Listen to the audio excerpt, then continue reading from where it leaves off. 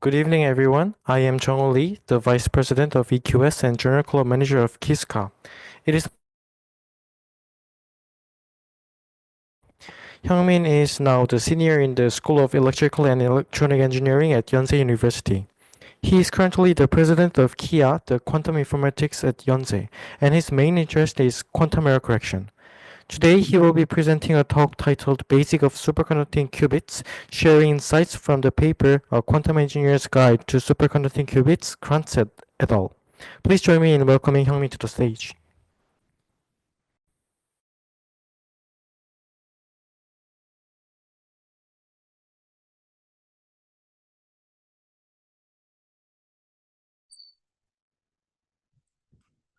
Hello everyone, my name is Hyeongmin Lim and I'm gonna talk about very basic of superconducting qubits.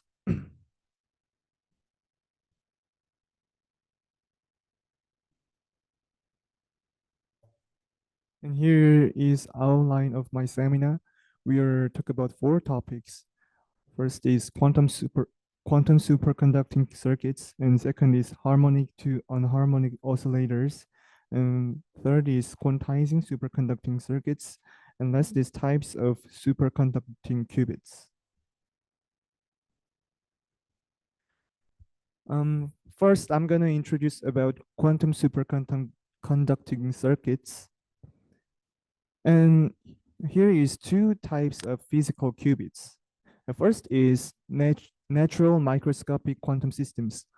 Um, in this category, there is electron spins in silicon, quantum dots, trapped ions, ultra cold atoms, and nitrogen vacancies in diamonds, and let's this polarized photons like nature given quantum properties in we use that in this kind of qubits.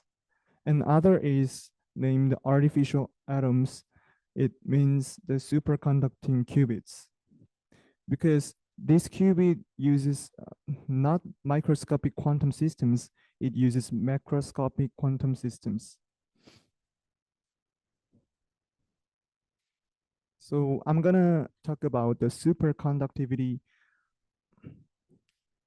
Um, if you are physicist, you are maybe really well know about the BCS theory. Superconducting is hot topic in the physics. Um, in the normal temperature, every metals have resistance, but if you lower your temperature, some metals have some property named superconductivity. And why we use superconductor in these physical qubits? There is three three reasons in why we use superconductor in the qubits. First is dissipationless. It means there is no resistance in these qubits because we use some LC resonator in the superconducting qubits. So we need to make resistance to zero to maintain our quantum information. And second is very high Q resonators.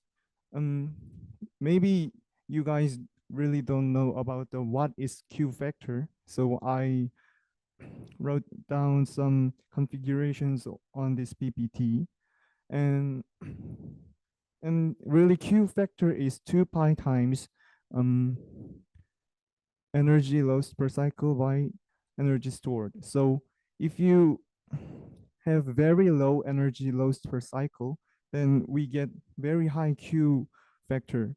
So it means very efficient to make a circuit, make an electronic circuit in qubits. And last is phase coherent Cooper pairs. And in the BCS theory, the reason what makes metal to superconductor is Cooper pair, not just one single electron. In the low temperature, the electrons makes Cooper pair and it makes superconductivity. And we use this in the superconducting qubits.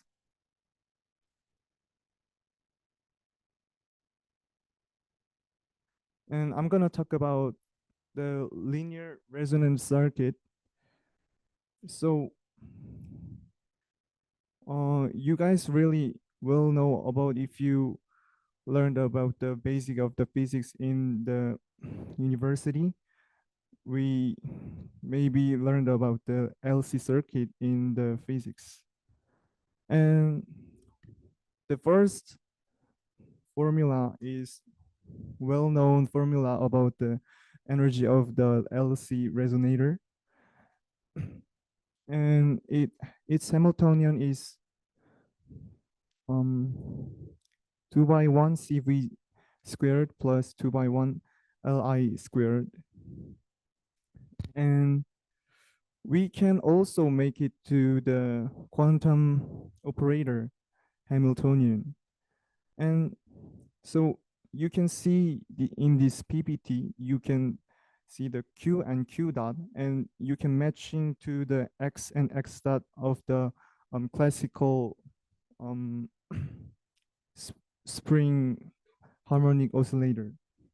And if you match them, we can know about the V operator and I operator are not commute, like X and P are not commute.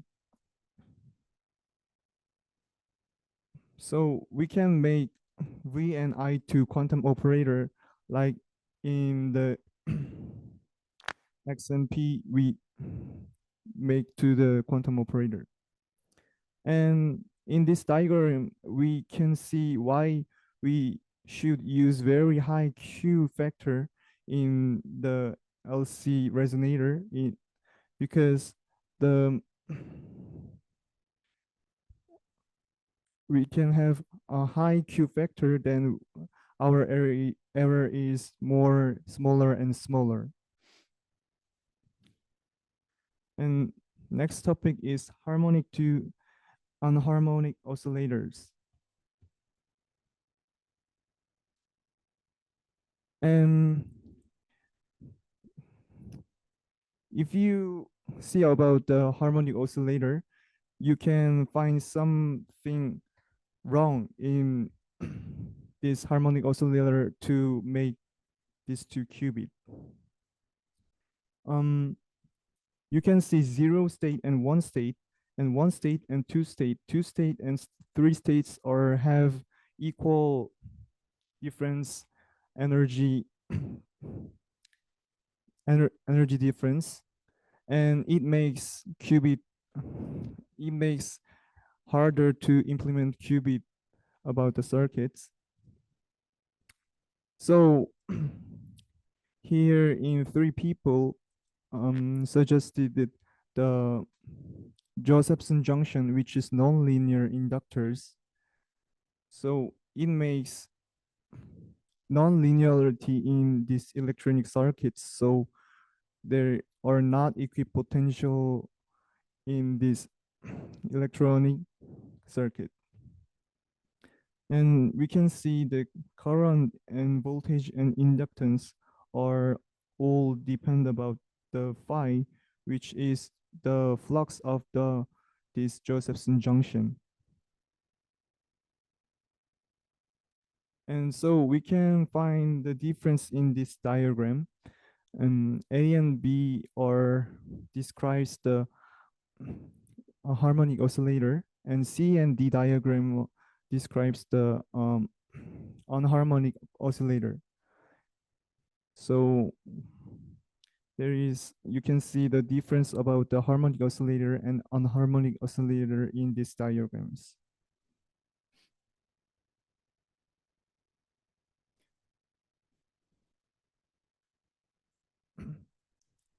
Um, Here is the diagram about the many kind of superconducting qubits. And there are tunable transmon and flux qubit and fluxonium and C-shunt flux qubit and fixed frequency transmon. And the middle one is the generalized flux qubit. It generalizes all these kind of superconducting qubits. And so you can see in this PPT the design parameters of the circuits, like critical current of small junction, junction of self-capacitance, shunt capacitance, and number of array junctions, shunt inductance, and big small Josephson junction size ratio.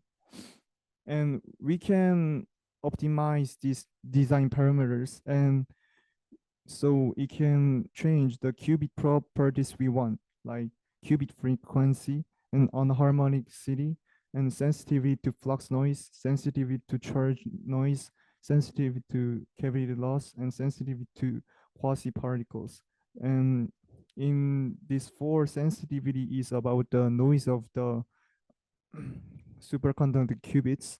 So we can optimize these parameters, and some qubits are strong at the noise about the flux noise. Some qubits are strong about the charge noise.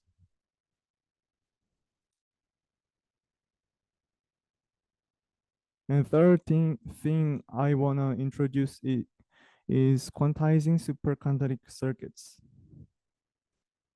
Mm, there is some theoretical background of some the quantum superconducting qubits, and we defined E energy VIDT and flux VDT and I CdVDT and V LDIDT.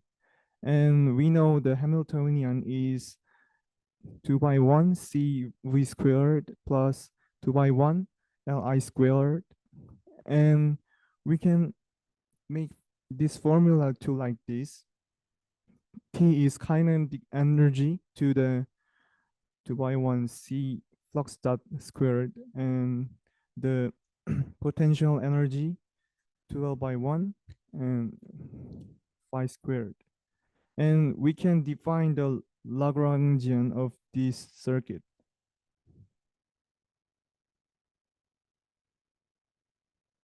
And we can use some formula in the Hamiltonian dynamics, and we can define Lagrangian like that.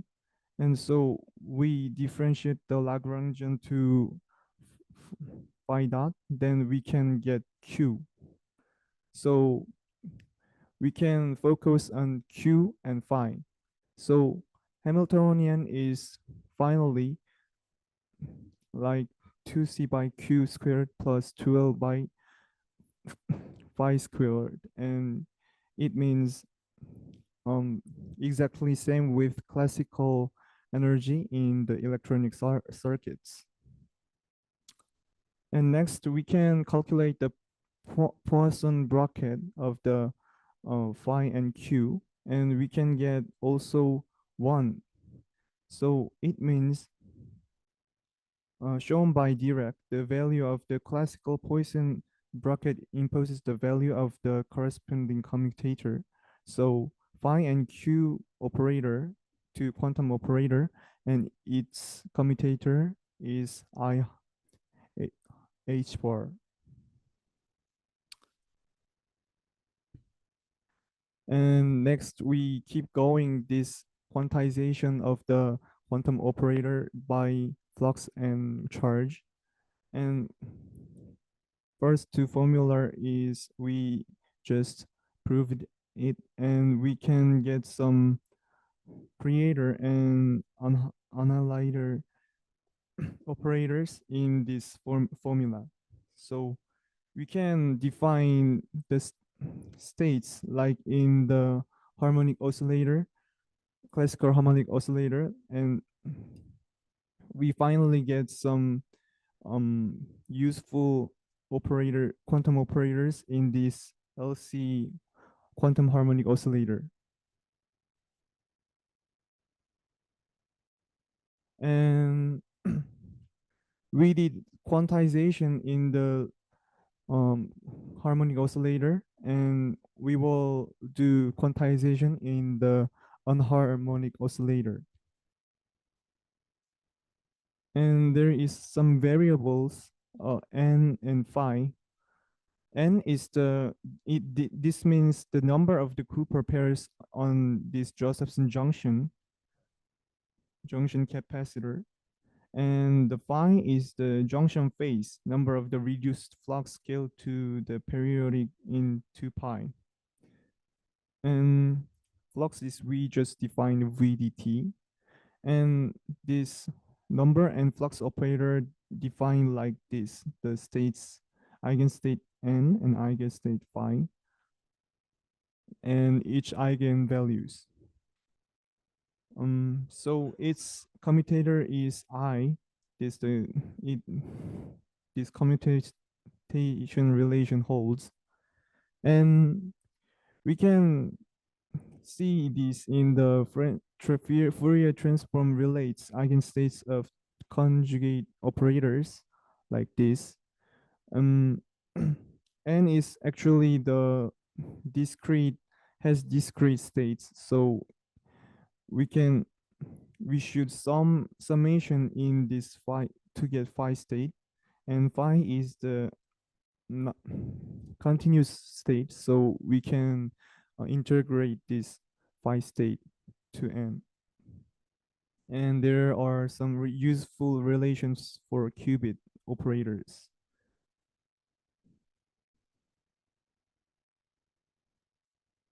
And we wanna make some energy operator of the Josephson element, and we can get these convenient variables and commutation relations, and we can get the kinetic energy T and the potential energy U by your these convenient variables. And so we can get Josephson junction Hamiltonian T plus U, and we can get this relation about the Josephson element.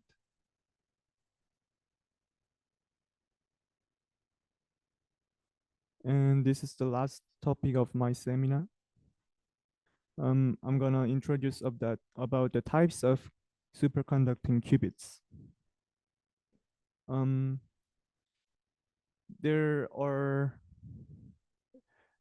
three big category in this superconducting qubits. First one, charge qubits. In the charge qubits, there is some named transmon we use to implement, and other one is flux qubits. So we just quantized the flux before, so we use this quantum system to make superconducting qubits. And last is phase qubits, and you can see many kind of superconducting qubits like charge qubits, flux qubits, phase qubits. But in nowadays we usually use flux qubits because it's have higher fidelity until now. And this is a diagram of about the microwave engineering and control. And I wanna show many topics about the superconducting qubits. This is about the 1 qubit gates. So here is some diagram about the how we may physically 1 qubit gate. And there is some Josephson junction in this circuit and in here, and we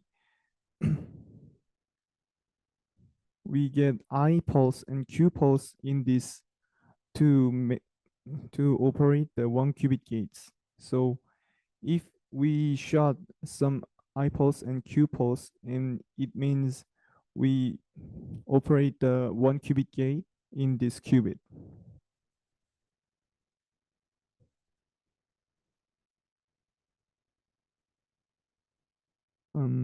So this is my reference. If you have any question, please feel free to ask me.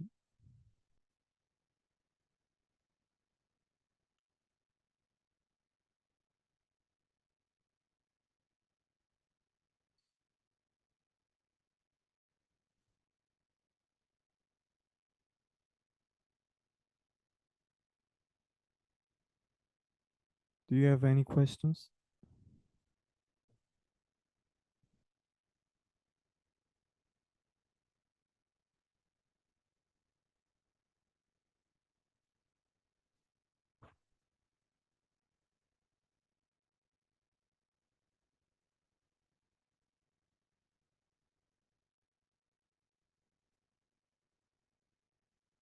If there's no additional question, oh, thank you, Hyungmin, and let's move on to the next speaker. 네.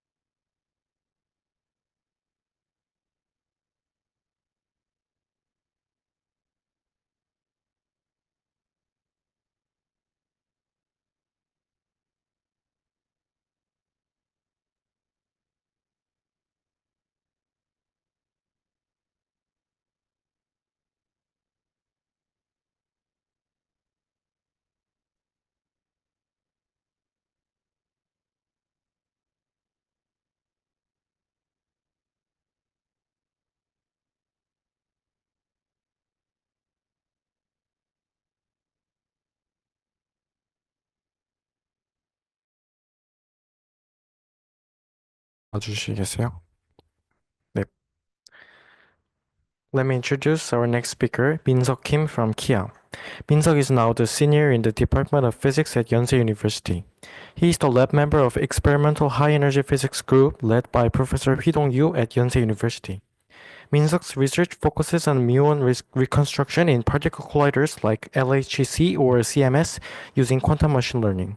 Today, he will be presenting a talk titled Quantum Convolutional Neural Network, sharing insights from the paper Quantum Convolutional Neural Network for Classical Data Classification, Hartak et al.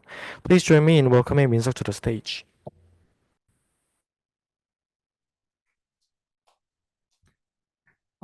Okay. Good afternoon, everyone. My name is Minseok Kim. I'm studying physics in University. So I'm going to talk about the quantum convolutional neural network. So this presentation is comprised of three main parts. So I'm gonna talk about the basic overview of the CNN schemes at the first part, and then I'll be covering about the introduction of the QCNN. So I'll be covering the details of the QCNN, and finally I'm talk about the discussion of the paper. So just like benchmark results using handwriting data. Okay, so I will talk about like basic deep learning model which will be used as a basic part of the QCNS. So as you might have heard of this basic model, we can put a data sets into the input layer, and then we make a linear combination. We trainable parameter WMB with this some nets between the hidden layer and input layer, and we apply the function fx for the non-linearity of the model. So basically, you can as you can see on the right side of this slide, this model is just gives us a single output with multi-dimensional input layer. And this is a overview of the convolutional neural network in the classical model. So basically, we just put a some image as an input into this model. And you can see in this model, there is like alternating convolution layer and ReLU, which represents a non-linear function, and the pooling layer. I'll be talk about those layer in this second part. And finally, we can apply the fully connected layer in the right side of this slide. So this is a overview of the CNN.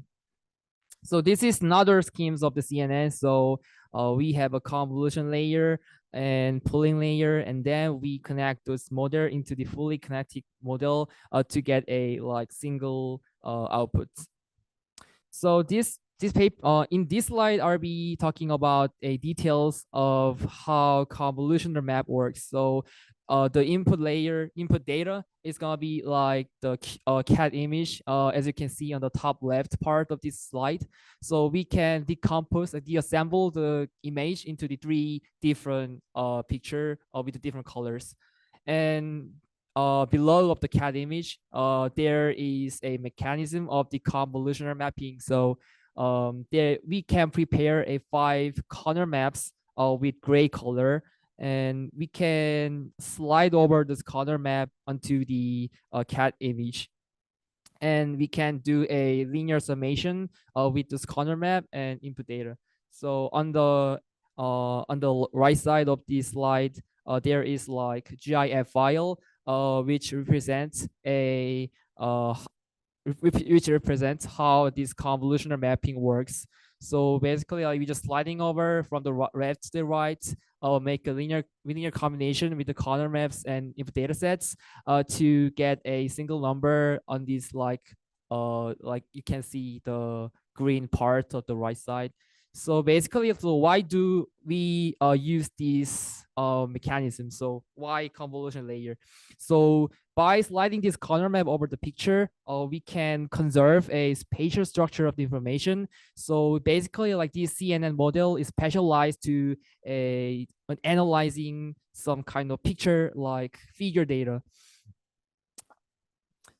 And then this is about the pooling layer, which you can see in this slide, like with the lead color in like middle of this CNN model. So this pooling layer, so we have to downsample and downsize of the data, because if we have too many data and so if the model has high complexity, then it's like prone to be overfitted. So basically, if you have too many parameters, often this model fails.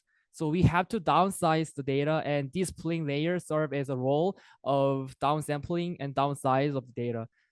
So on the right side of this paper, with the 4x4 matrix, we just like divide those data into the four small parts, and for each part we just choose the max number. So as you can see in the red part, we can just choose 6 as a representative of this part, and of the green part we just choose 8 as a representative of the small green part. So we can just like downsample and downsize the data like into those like 2x2 metrics. Okay, so before we heading to the basic of the QCNN, I'll just briefly explain about the quantum neural network and supervised QML. So this is a schemes of the quantum neural network, which is an analogy of the like classical neural network, as you saw in the like first slide. So we just like embed the input data into those like feature map. So we just like converting a classical data sets into the quantum data using the quantum circuit.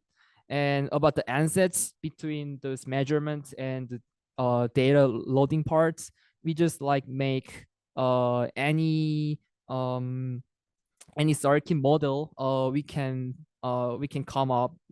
possibly come up with. And then we can measure this quantum neural network with Pauli jet string. And then output is gonna be the value from -1 to 1. And we can use this output data from the quantum neural network with the input ANSU label Y. So we just use those two informations with the classical machine learning, so we can build a loss function between a difference between those label and the output with the polyjet string, and we can exploit a optimizer from the classical model to minimize the loss function, and we can update a trainable weights in the ansatz we just applied in this neural network, and we can repeat this process again and again to get a convergence of the model. So this is the basic schemes of the QML, supervised QML. And in this part, I just make a like key point of the quantum neural network, a key questions about before we building a quantum convolutional neural network. So the first question is like how to make a quantum version of the convolution layer into the quantum circuit. So how can we conserve a structure configuration of the circuit as we already built in the classical model. And the second question is going to be how to make quantum version of the pooling layer, which can serve as a downsizing data. So how to downsize data into quantum circuit. So we can imagine a like overview of the quantum convolution neural network, as you can see in the top of the slide. So, and this scheme is you can find this scheme in the paper below. I just put the reference of this paper, and so you can just like find these schemes in the reference. So this is like a overview of the QCNN model. So we just like encode the data with the green box, and we just make a convolution mapping and pooling mapping using those like blue and red circle and box and the measure, and we just transferring those data into the classical computer and update those parameters to get a convergence of this model. So about the so this part explains the data encoding. So we have to convert the classical informations into the quantum information, and there exists a couple of options we can think of. So first one is basis encoding. So we just like mapping a classical vector X into the basis of the quantum computer. So we just like think of one of the basis as one of the classical vector and just mapping, and we just yes, and that is a base encoding. And the second one is amplitude encoding. So we encode the classical data into the amplitude of the quantum like vector. And the second and third one is qubit encoding and hybrid encoding, which you can check in the reference below. So using these techniques, we can convert a classical data sets into the quantum data sets.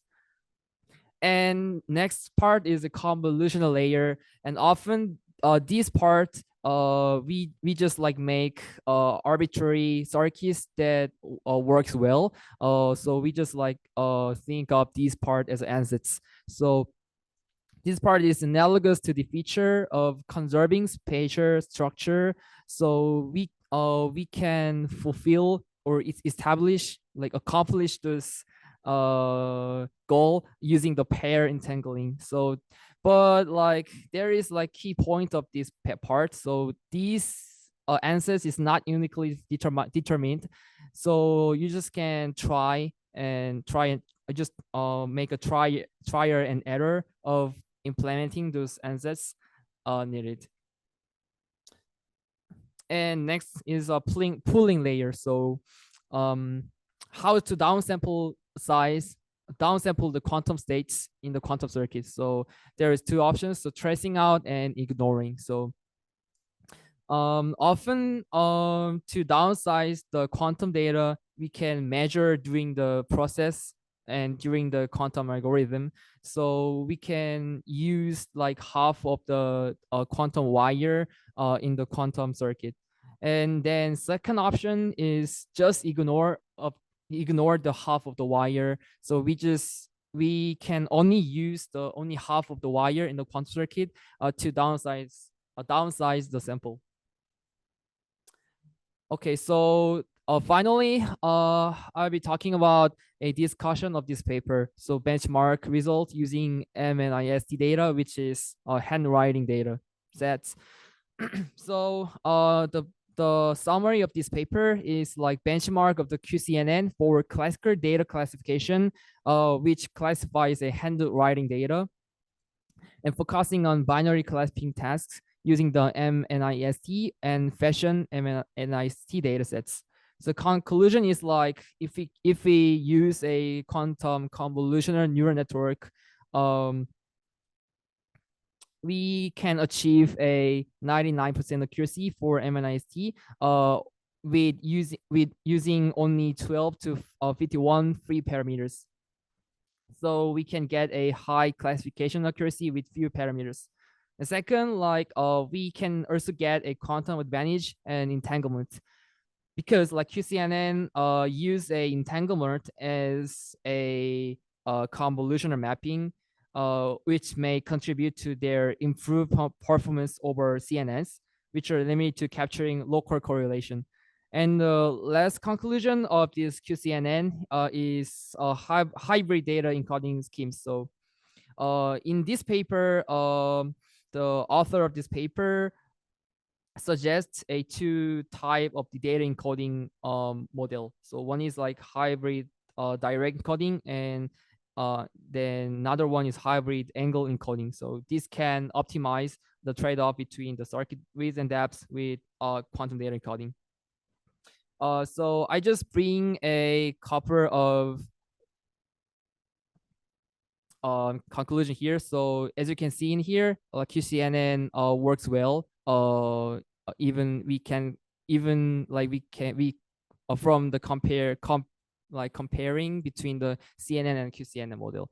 Okay, so this concludes my presentation. So thank you for listening. So if you have any question, just feel free to ask me about the presentation. Thank you.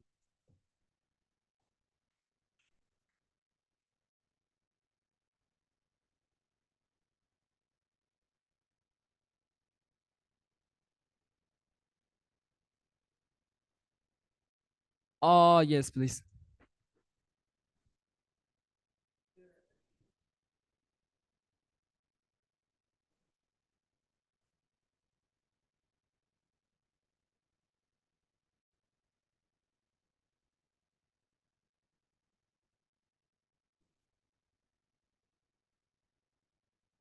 So easier question is like there is like formalism of CNN model in the QCNN model. Well, for my understanding, there is not formalism of the CNN.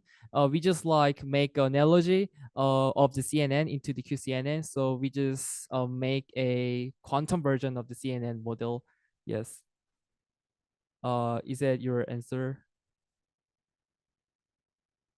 Yes, please.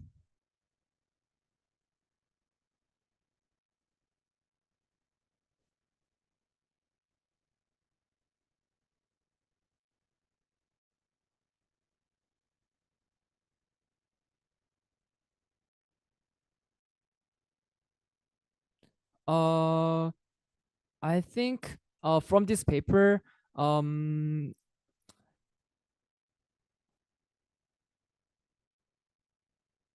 so his question is, there is like, what is the advantage of the quantum convolution neural network compared to the classical neural network, right? Yes. So basically, like we only can use a few parameters when exploiting this quantum convolution neural network, and if like even though we use a small parameters for this quantum model, we still achieve a like high accuracy for handwriting datasets, and that can be some kind of advantage of this model. But I think like there still have a like they like some points have to be improved, especially for those uh like time like how like yes uh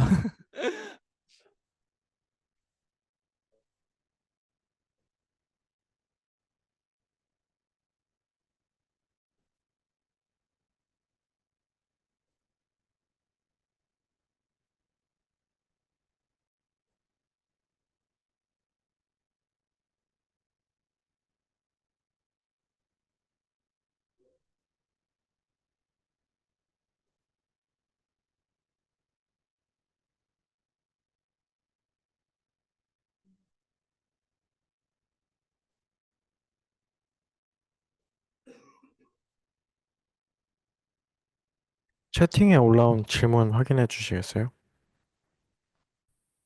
mm, okay. So his last question is so MNIST model is quite like fine tuning model. So if we use a like model with uh yeah, so low 한국말 하겠습니다.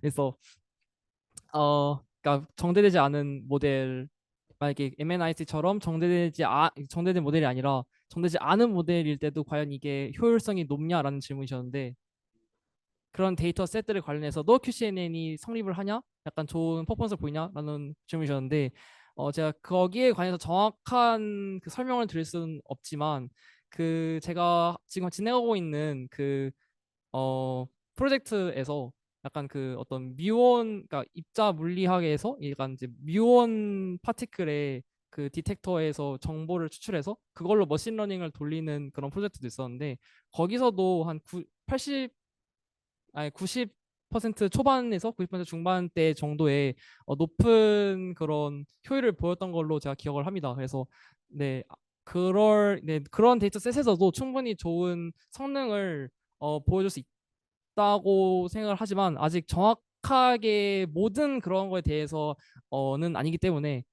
추가적으로 조사를 좀 해봐야 될 것 같습니다. 네, 감사합니다. 아, 채팅도 있나요?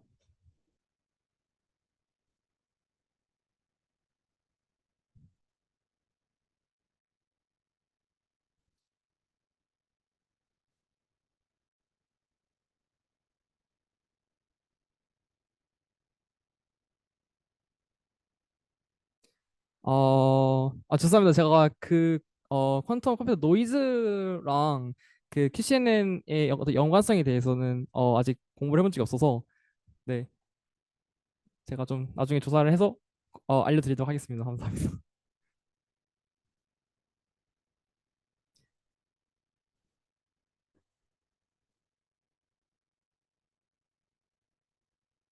If there's no further question, thank you for your great talk. And let's conclude today's presentations.